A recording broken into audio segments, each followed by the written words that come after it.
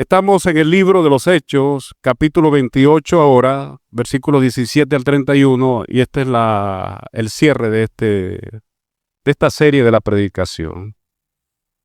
Quizá tenga que pensar en una temática central de este libro y pudiera decir que destaca la fidelidad de Dios en cumplir su plan de salvación, usando a hombres que están firmemente comprometidos para que esto se lleve a cabo. En la figura del apóstol Pablo, el Señor pudo hacer algo extraordinario.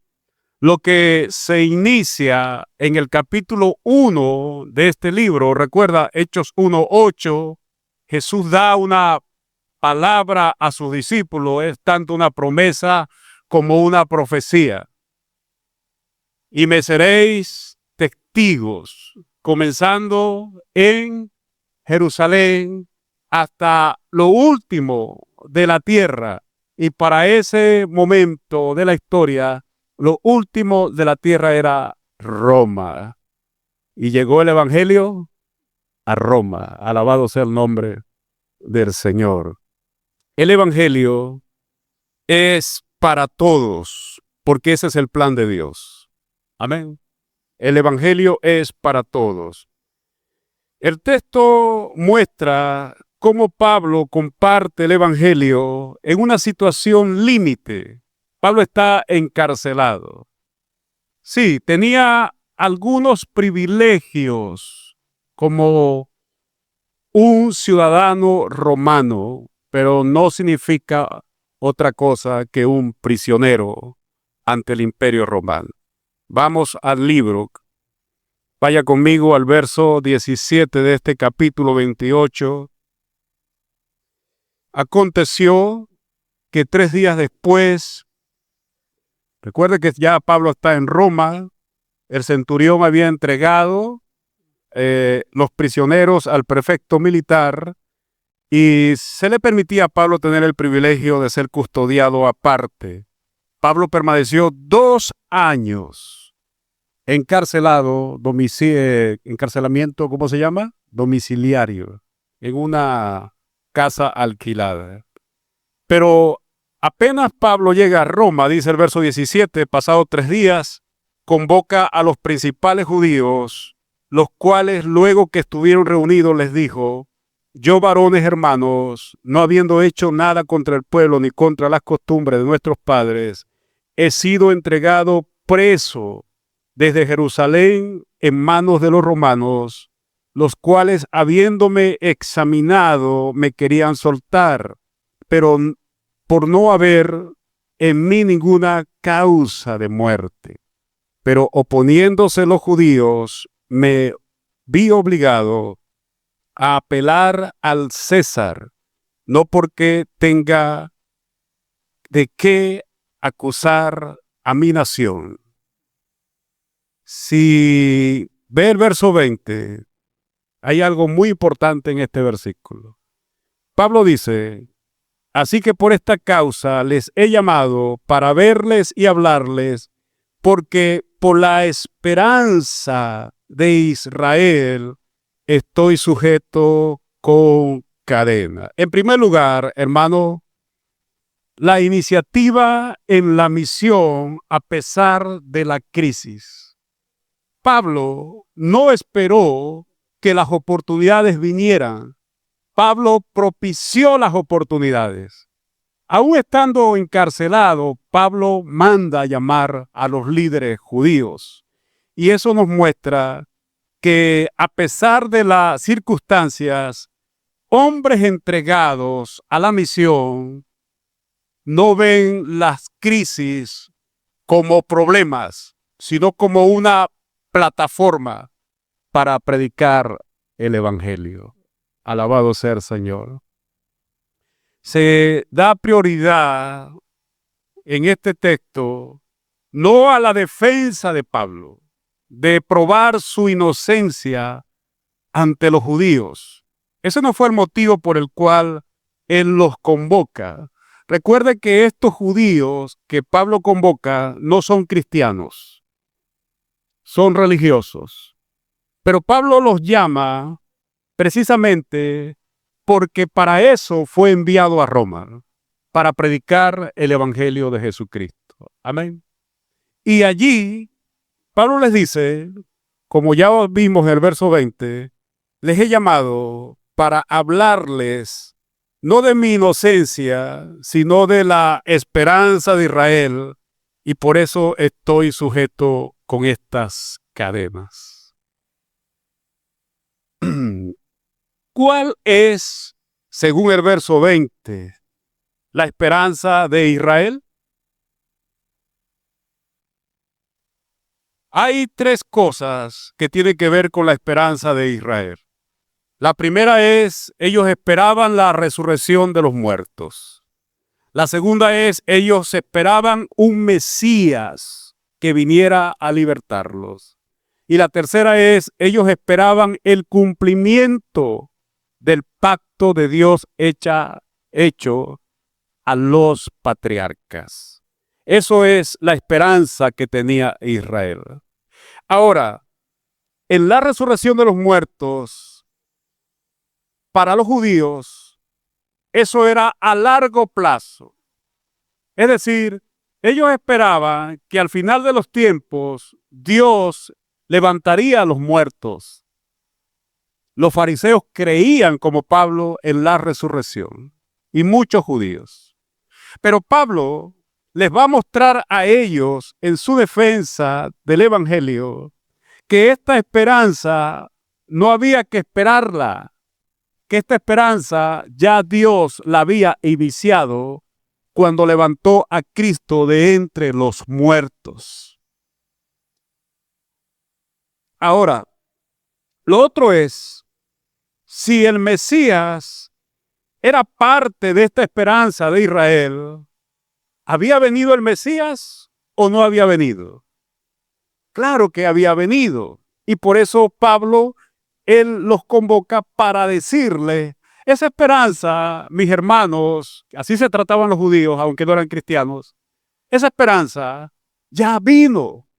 Yo vi al Salvador, se me apareció. La otra cosa es que si ellos esperaban el cumplimiento de la fidelidad de Dios a sus pactos, en este caso, la promesa que Dios le había hecho al patriarca Abraham. ¿Recuerdan el libro de los Génesis? El libro de Génesis, perdón. Abraham, sal fuera y mira las estrellas. Si las puedes contar, así será tu descendencia. Y por eso decimos que nosotros somos hijos de Abraham por la fe en Cristo. Esa promesa que el Señor le había dado a Abraham, que sería su descendencia muy multiplicada, ¿no? Por todas las naciones. Pablo estaba allí para decirles a ellos, el pacto de Dios se ha cumplido para nuestros patriarcas. Abraham, Isaac, Jacob.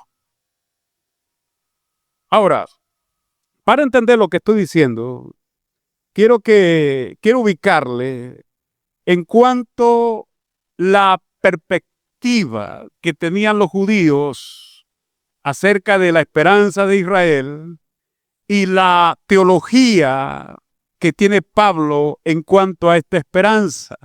Es importante que la iglesia sepa esto, porque nosotros estamos viviendo un tiempo de profecías. El mundo va hacia el final y hay un gran enredo en cuanto a Israel, en cuanto a la iglesia, en cuanto a los escogidos.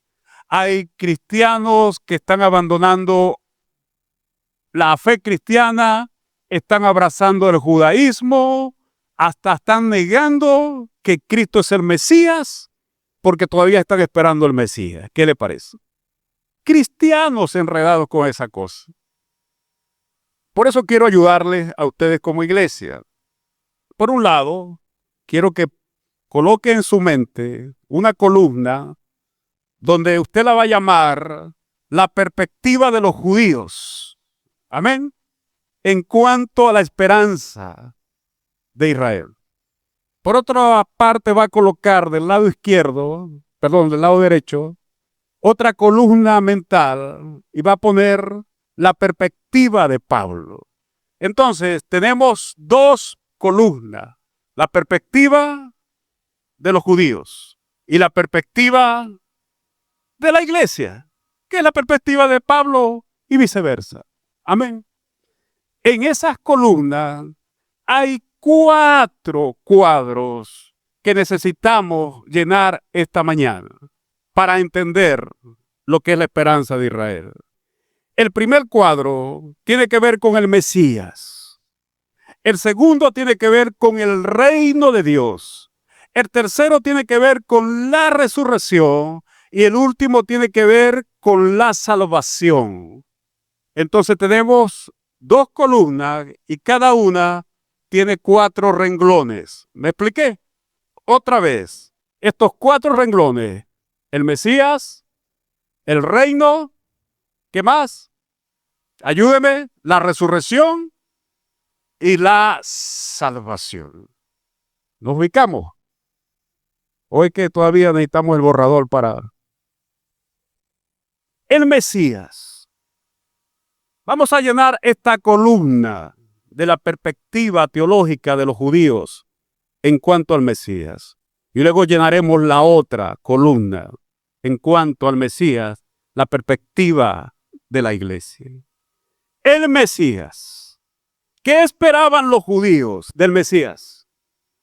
Un líder político, un líder militar, un caudillo al estilo del rey David, un conquistador que viniera a libertarlos del yugo del imperio romano. ¿Se da cuenta la manera como ellos veían al Mesías? Un hombre, un héroe que nos quitara este yugo. Por eso otra vez recordando, cuando Jesús entró en aquel pollino a Jerusalén, lo despreciaron.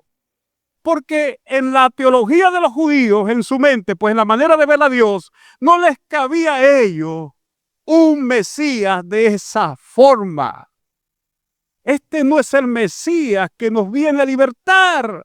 Este es un pobre vagabundo, un pobre carpintero. Conocemos a sus padres, sabemos quién es su mamá, sabemos quiénes son sus hermanos. Este es otro pecador como nosotros.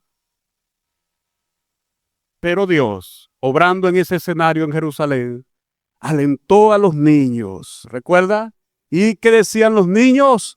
Oh, bendito el que viene en el nombre del Señor. Este es el Mesías. ¡Hosana al rey! ¿Y los judíos qué hicieron? Callen a esos muchachos. Están diciendo boberías, no saben lo que dicen. Y el Señor les dice, no, ustedes están equivocados, porque de la boca de los niños Dios estableció la firmeza de la alabanza. Alabado sea el nombre del Señor. Esos niños no hablaban por su cuenta, eran dirigidos por el Espíritu de Dios. Amén. Entonces, tienes que entender, hermano, cómo los judíos veían a su Mesías. Y por eso todavía lo están esperando. Ahora, ¿cómo la iglesia ve al Mesías? ¿Cómo Pablo introduce ese concepto de Mesías que va a estremecer al mundo judío y al mundo, por cierto, a Roma completa?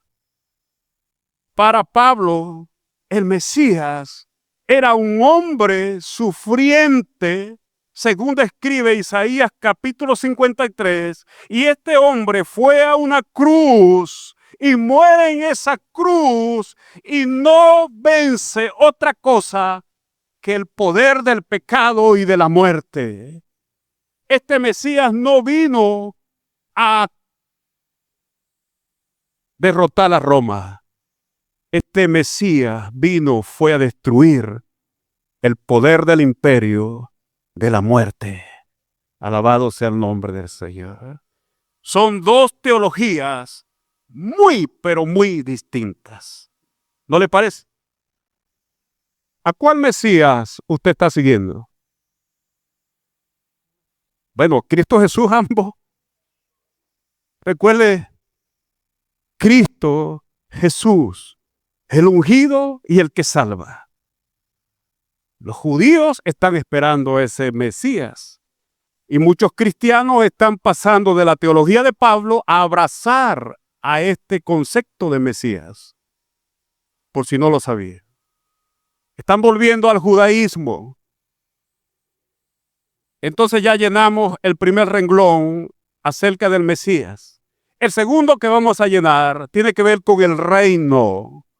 ¿Cuál era el concepto de la esperanza de los judíos acerca del reino? Un reino físico, un reino de la edad de oro del rey David. Eso era lo que ellos esperaban, que este Mesías viniera a quitar a todo lo que se oponía al crecimiento de Israel, y ellos veían que cuando este Mesías llegara, volvía a establecer los límites de la edad de oro de Israel, y Jerusalén iba a ser el escenario central del gobierno mundial. Y desde allí Israel gobernaría todas las naciones. El Mesías político sentado allí gobernaría a todas las naciones. ¿Cuál ahora es el concepto de reino que tiene la iglesia? Que tuvo Pablo, pues. Bueno, es totalmente distinto. El concepto de reino para nosotros es un reino espiritual. Es un reino que opera en el corazón. Es un rey que está sentado no en un trono físico, es un rey que está sentado en un corazón viviente. Alabado sea el nombre del Señor.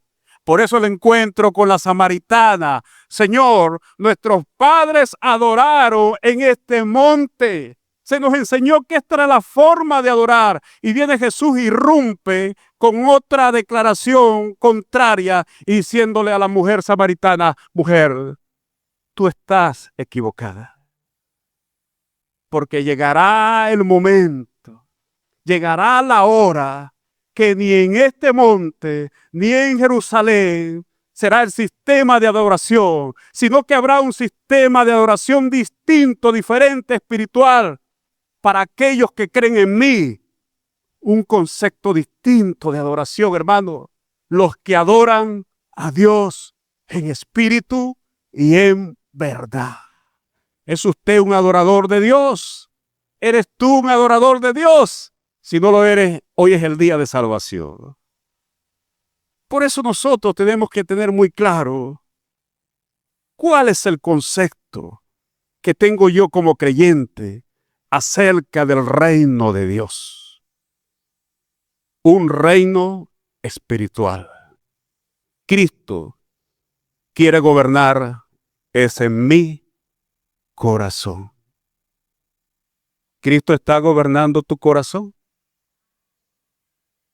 Fíjese que esto es tan importante que hoy en día hay líderes creyendo la teología del reino físico.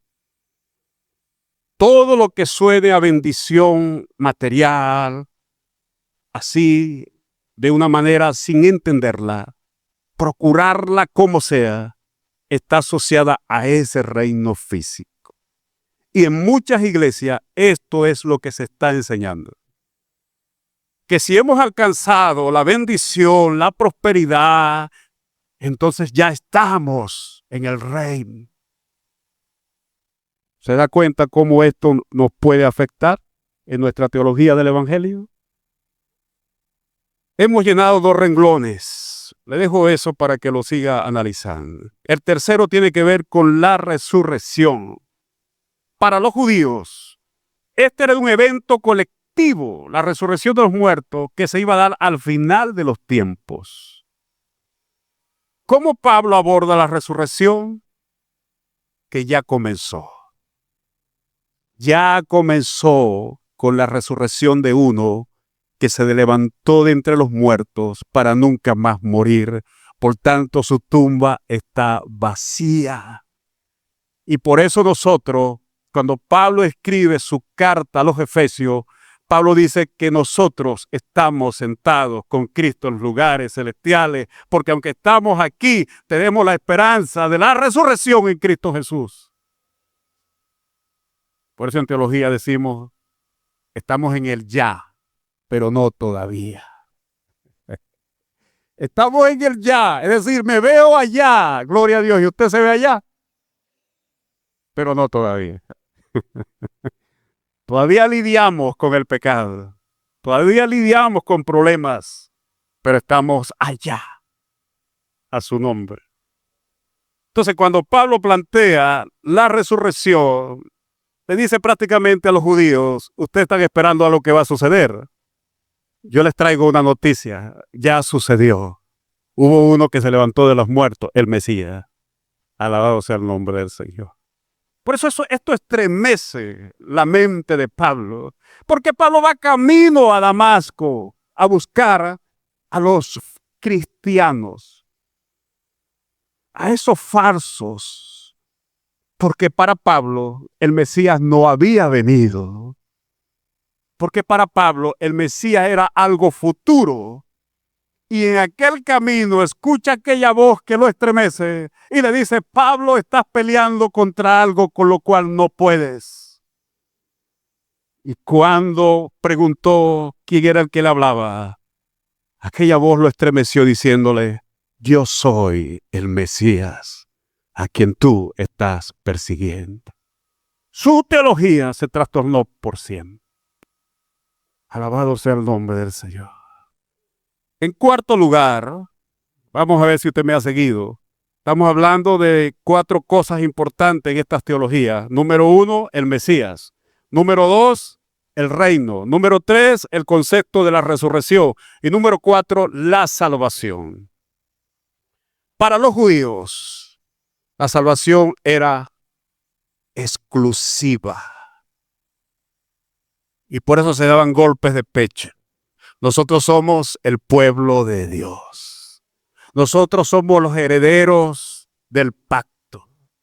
A nosotros se nos dio el rito de la promesa de la circuncisión.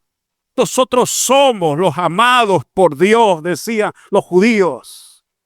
Y esta salvación era tanto por nacimiento como por circuncisión. Y ellos se sentían privilegiados. Nadie más merece esta salvación, nosotros solamente, el pueblo judío. Salvación exclusiva. Ahora viene Pablo a decirles, no es así. La salvación es inclusiva para todo aquel que cree que Cristo es el Señor y Salvador. Y eso muchos no lo aceptaron. Por eso es importante que esta mañana estés muy en cuenta qué es lo que Pablo habla en el verso 20. Porque Pablo está diciendo, por la esperanza de Israel es que yo estoy preso. En pocas palabras, por el evangelio de Cristo, que es la esperanza de mi pueblo, es que yo estoy encarcelado y estoy dispuesto a sufrir por esta esperanza. Alabado sea el Señor. En segundo lugar, la centralidad del mensaje, versículo 23. Y habiéndoles señalado un día, Pablo, recuerda que está allí en una casita, privilegio como, sí, prisionero, arresto domiciliario se puede decir. Pablo, dice el verso 23, hizo venir a muchos, a los cuales les declaraba y les testificaba el reino de Dios desde la mañana hasta la... ¡Wow! Todo un seminario, desde la mañana que los convocó hasta el final de la tarde, Pablo en ese seminario les habló de la salvación en Cristo. Les habló de la iglesia. Les habló del poder de Cristo para destruir el poder de la muerte y del pecado. Le tuvo que haber hablado de todas esas temáticas. Porque dice que desde la mañana hasta la tarde él estaba ganado para persuadirles a todos esos judíos líderes religiosos acerca de Jesús. Que este era el Mesías que se podía encontrar en la ley de Moisés y en todo lo que los profetas habían anunciado en el Antiguo Testamento. Ayer estaba con un grupo de líderes y les dije, hermano, podemos probar, hay evidencias que podemos seguir el registro histórico a través del Antiguo Testamento acerca de Cristo. Y todos concluimos que sí. Por ejemplo, cuando vas a Génesis, encuentras la promesa del Mesías. Se levantará uno que destruirá el poder de la serpiente. Génesis 3:15, el prototipo del Evangelio. Allí ves la promesa del Mesías.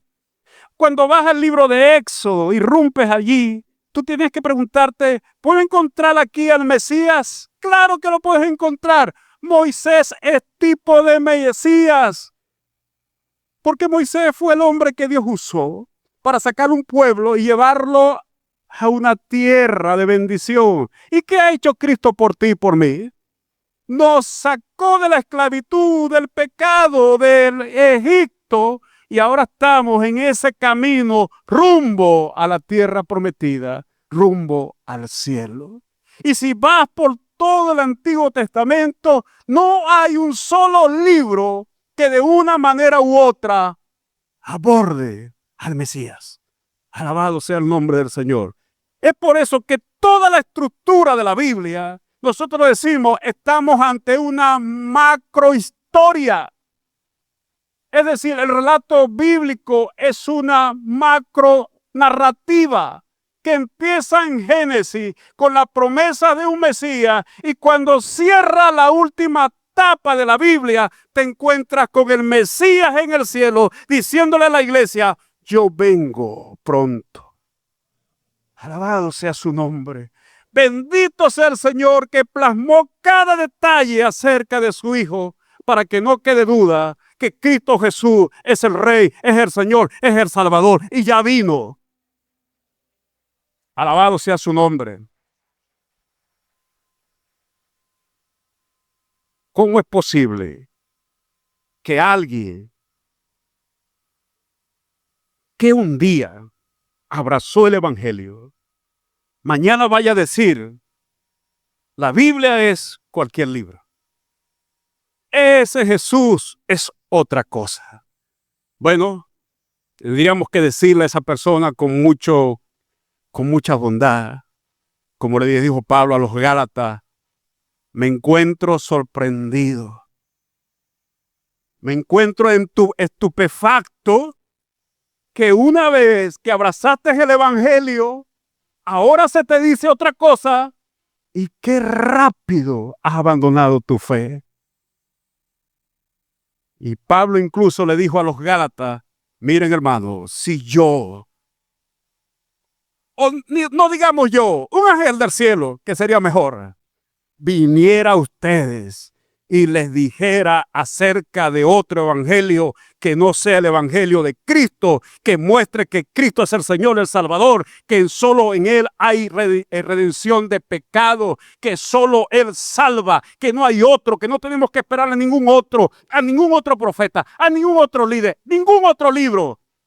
El tal sea maldito delante de Dios para siempre.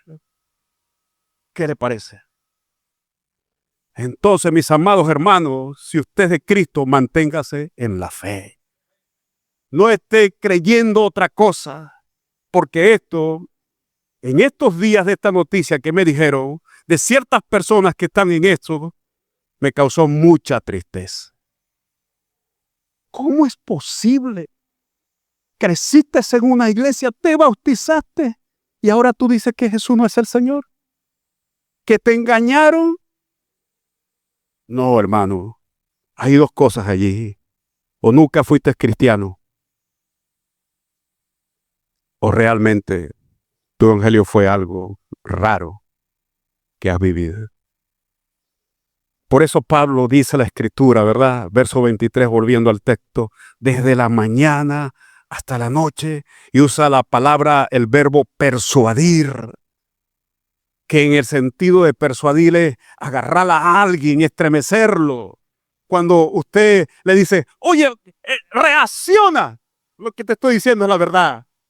A veces, ¿verdad? ¿Por qué agarra a un hijo así? Oye, muchacho, muchacha, reacciona, ¿hasta cuándo? ¿No le parece? O al esposo o a la esposa, oye, vale, reacciona. Así Pablo estaba ante los judíos. Reaccione. Este es el Mesías. No hay otro. Amén. Cada mañana. El método de Pablo es interesantísimo. Testificar con persistencia que Jesús es el Señor a través de todo el escrito del Antiguo Testamento. Y Pablo era un experto, lo sabemos, en el conocimiento de la ley de Moisés. Hermano, esto nos lleva a una aplicación. Cuando nosotros nos encontramos en escenarios donde hay limitación, donde hay oposición, nosotros no tenemos que hacer otra cosa que el método que usó Pablo. Predicar el evangelio con razonamiento bíblico. Mostrar a través del Nuevo Antiguo Testamento que esta es la razón de nuestra esperanza, Cristo Jesús. Amén. Y no nos debemos mover de allí. Los líderes, escuchen, tu deber en esta iglesia es predicar a Cristo y mantener ese eje central. Cristo es el Señor, Cristo es el Salvador, no otro mensaje. Amén. Vamos a la tercera parte. La soberanía de Dios ante el rechazo del mensaje. Versículo 24 en adelante. ¿Qué dice el texto? Y algunos se convencieron. Oye, sí, Pablo nos demuestra verdaderamente Jesús es el Mesías. Pero ¿qué les pasaba a los otros? No creía. Y eso va a suceder. Eso va a suceder. Dentro de la soberanía de Dios está que algunos creerán y otros rechazarán este mensaje. Y nosotros nos toca es predicar y punto. Amén. Es el Espíritu de Dios quien convence al pecador. Amén. Ayer alguien me preguntó, estaba comiendo con unas personas ahí, y alguien me preguntó, hermano, le voy a hacer una pregunta. La salvación se pierde. Y yo le dije, bueno, te voy a decir algo. La salvación no se pierde. Quien se pierde es el pecador. ¿Está de acuerdo con eso? La salvación no se pierde. El pecador sí se va a perder. Alabado sea el nombre del Señor. Sí, porque querían entramparme. Conocí la intención. A su nombre. Entonces, hermano, habrá gente que va a aceptar el evangelio y habrá otros que lo rechazarán de plan. El evangelio produce dos cosas: convicción o rechazo. O lo creemos o no lo creemos. Y siempre decía, y siempre lo digo, y esto es muy importante cuando usted evangeliza, aquí, hermano, no hay términos medios. Es muy popular cuando la gente dice, yo todavía no estoy preparado para tomar mi decisión. ¿Ha escuchado eso, verdad? Y uno lo alienta. Uno, por inocencia o por ignorancia, no sé qué, lo alienta. Oye, sí, piénsalo. Todavía piénsalo.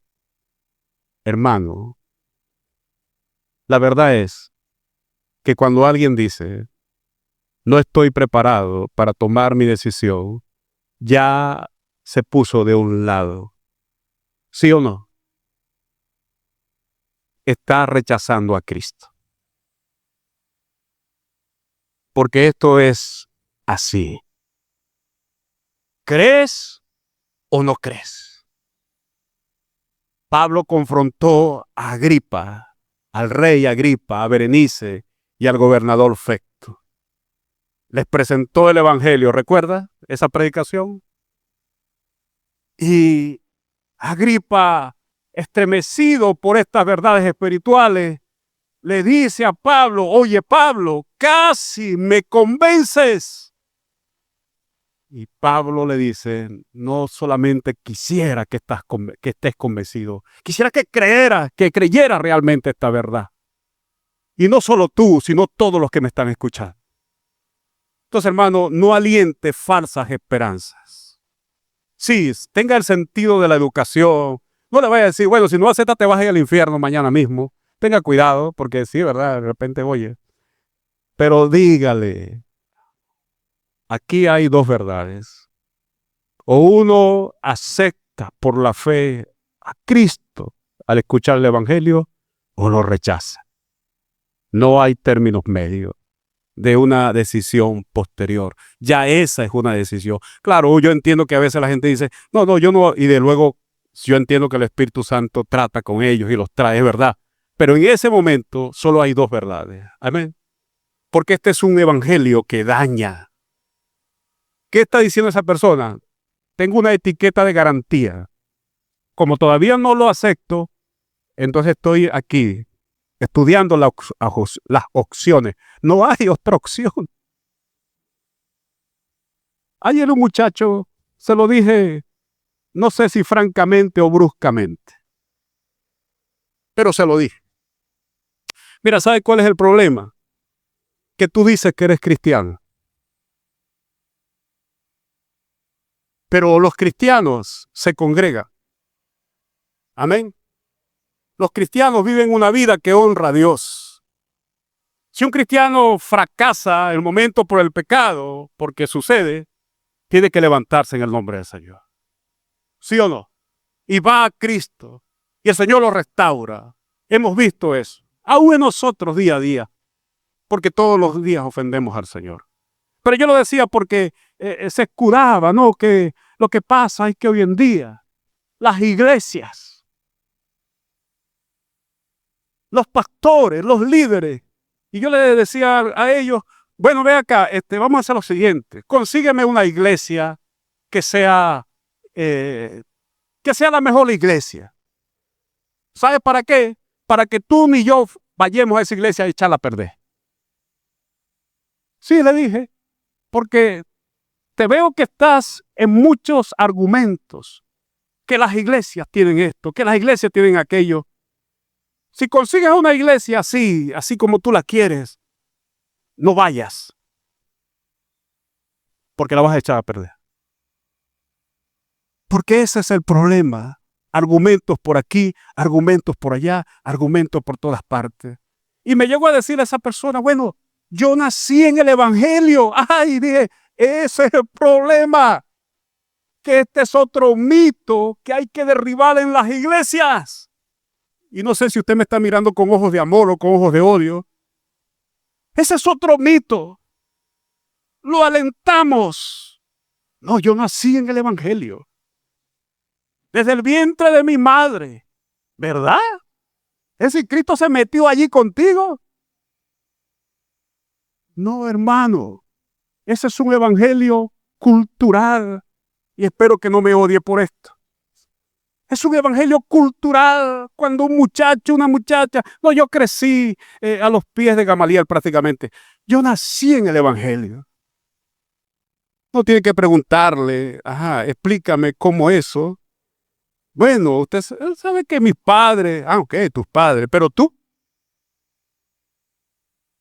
Ese evangelio ha hecho daño. Ese evangelio ha hecho daño incluso en esta iglesia. Porque se identifican con la iglesia. No, ¿y dónde eres tú? Yo soy de esa iglesia, pero yo no te veo.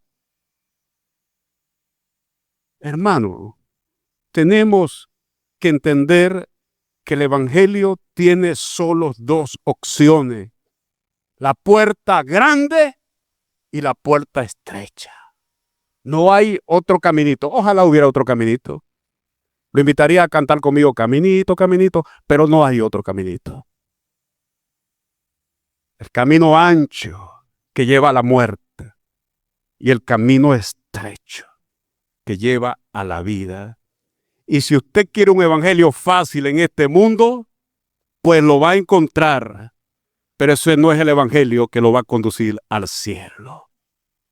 El evangelio es poder de Dios, pero no garantiza de cierta manera que no vamos a pasar las crisis. Las crisis las pasamos en el nombre del Señor. Las crisis las enfrentamos por el poder del evangelio y las superamos en el poder del evangelio. Pero el evangelio no es para nada fácil. ¿O sí? Claro. Solo que tenemos el poder del Espíritu Santo con nosotros. Siempre. Amén. Entonces Pablo, cerrando allí este mensaje, lo encontramos predicando el evangelio. Y luego, al ver el rechazo de los judíos, verso 28, les dice, bueno, ya, he aquí la gota que rebasó el agua. El vaso de agua, perdón.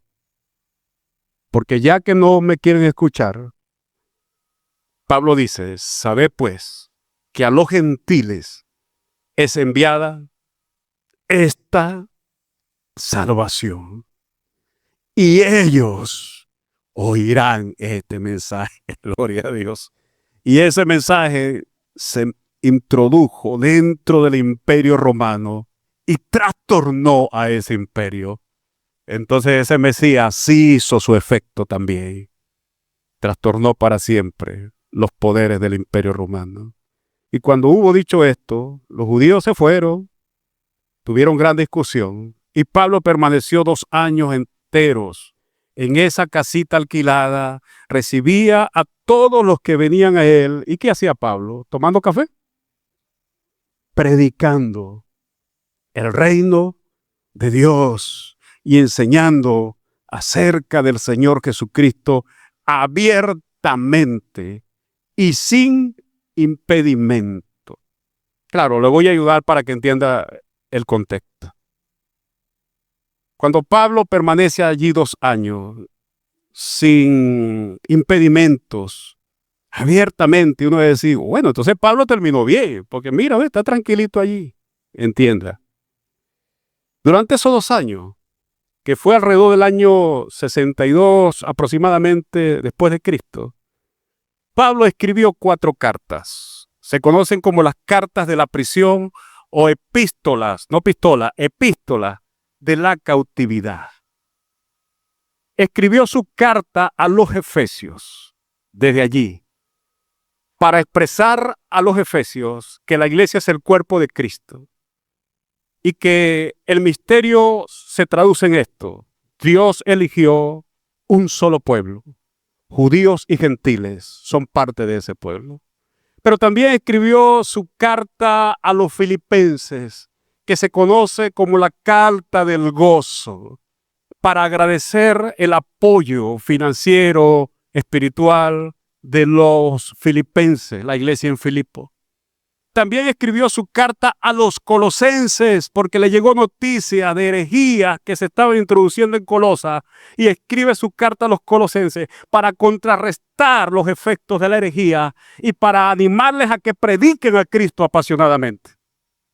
Y otra cartica que escribió allí fue la carta a Filemón para decirle, oye, perdona, Onésimo, vale, si te debe algo, ponlo a mi cuenta.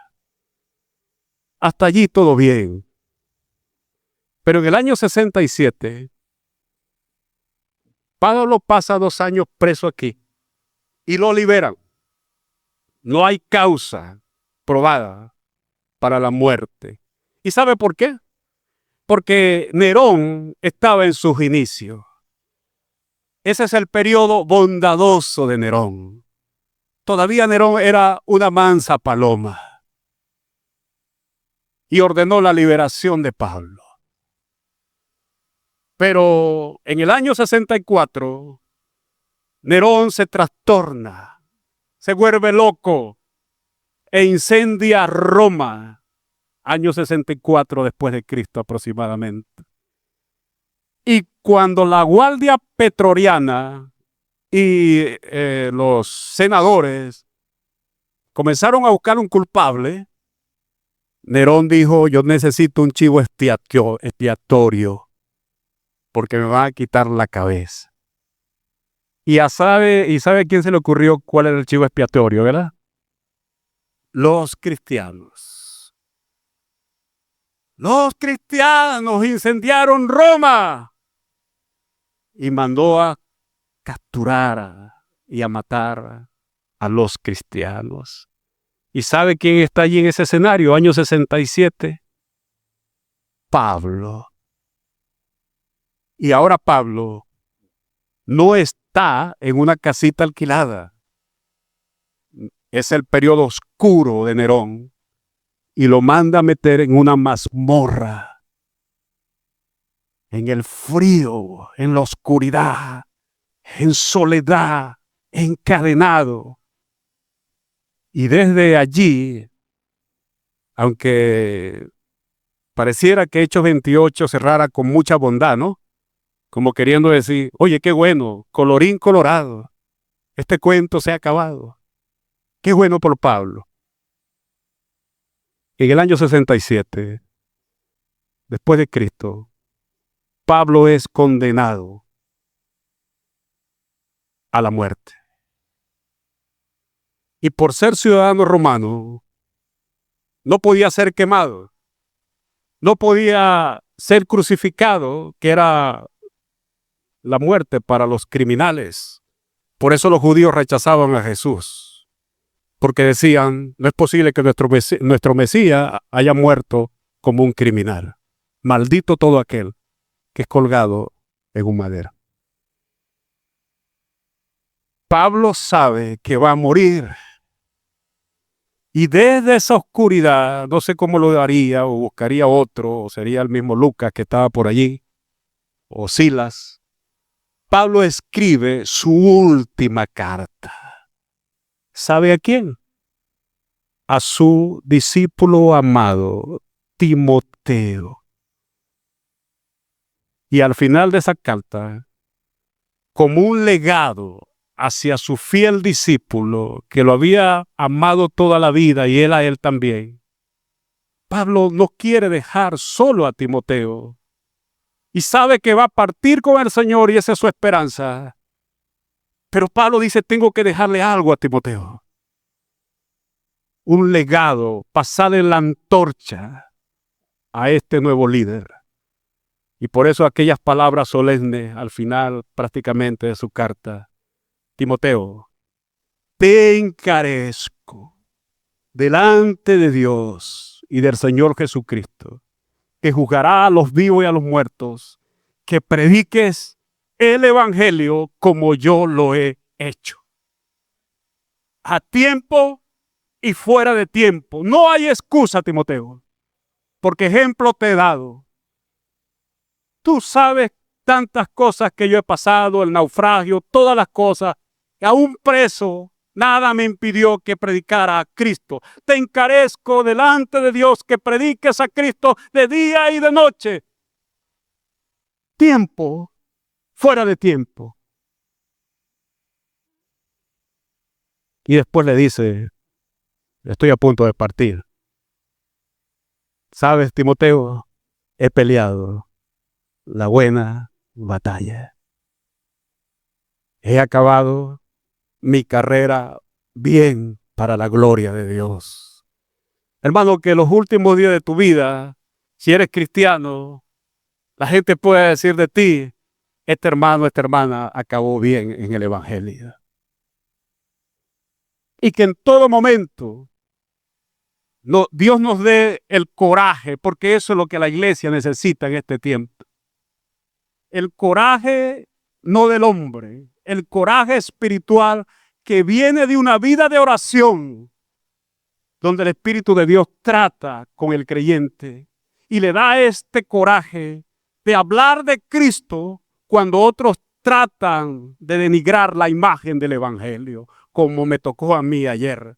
Confrontar a varios y decirle, tu Evangelio no funciona. ¿Sabe por qué? Porque tú tienes un Evangelio cultural. ¿Y sabe por qué tienes un Evangelio cultural? Porque eso fue lo que te se enseñó. Pero yo te estoy diciendo que a menos que creas en Cristo como Señor y Salvador, serás salvo. Y yo dije, bueno, me van a golpear. Pero no, después dijeron, oye, pastor, gracias. Lo invito a tomar refresco. Y yo, que alivie. Pensaba que iba a salir golpeado de allí. Hermanos amados, hemos cerrado 28 capítulos de este libro. Mayo de 2024. Mayo de 2026. No se le diga, o mejor dicho, no vaya a decir que no se le mostró a Cristo en este libro. No vaya a decir que durante estos años no se le habló del Evangelio. No vaya a decir que no se le habló de los desafíos de la vida cristiana, de las crisis que hay que enfrentar y sin embargo tenemos que seguir, de la misión de la iglesia, de la gran comisión, del llamado de Dios a mantenerse firme, a honrar al Señor, a vivir una vida que agrada a Dios para siempre. Esto es lo que le dejo hoy. Que Dios le bendiga, que Dios le guarde. Y si alguien no tiene a Cristo hoy, mi llamado es, abre tu corazón a esta fe. Cree en Cristo como el Señor y Salvador de tu vida.